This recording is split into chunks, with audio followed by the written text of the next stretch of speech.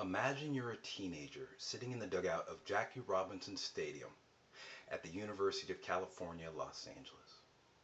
A mature gentleman walks across the field, over the mound, and towards you and your teammates. Turns out it's John Wooden, the coach who led UCLA basketball to 10 national championships, and he's there to share with you his philosophy of life known as the Pyramid of Success. He starts with the mantra that every player on every team lived by. Never try to be better than somebody else, but never cease to try to be the very best that you could be. Fast forward, fast forward. And as it seemed he was about to leave, he turned around and said, one more thing. A coach or a leader is somebody who shows us how to be excellent at something, reminds us of our excellence, and then every once in a while lets us know when we're being less than excellent. Now, imagine it's a few years later. You're now an educated adult, and you're in San Francisco at a training session for nonviolent communication. Within minutes, the architect of the philosophy, Marshall Rosenberg, says, empathy is hearing what people are feeling and seeing what people are needing. Hearing what people are feeling, are you feeling frustrated? And seeing what people are needing, because your need for respect wasn't met by what this other person said. So part of empathic leadership is showing people how to be excellent at hearing feelings and seeing needs, reminding them of their excellence, and then every once in a while letting them know when they're being less than excellent. Fast forward, fast forward. Leading. The noun is guidance. The adjective is the most excellent in a given area. The verb is to inspire, to initiate. So part of empathic leadership is initiating excellence with inspired guidance.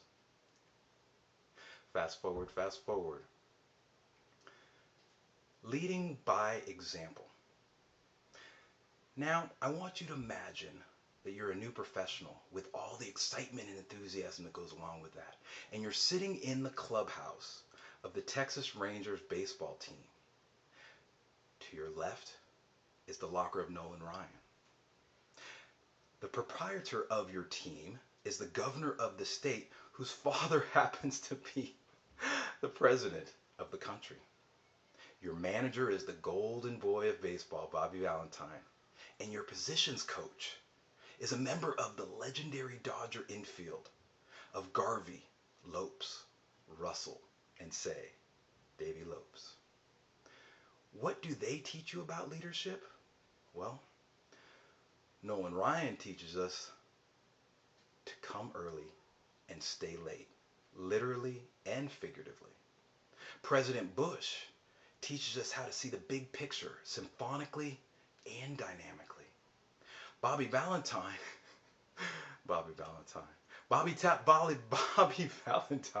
teaches us how to get people's attention. And Mr. Davy Lopes teaches us about the power of determination. So, part of empathic leadership is showing up, seeing the forest through the trees, grabbing folks' attention, and harnessing determination. Fast forward, fast forward. So as we put this presentation on pause, actually one more story to tie this whole thing up. Leading by legacy.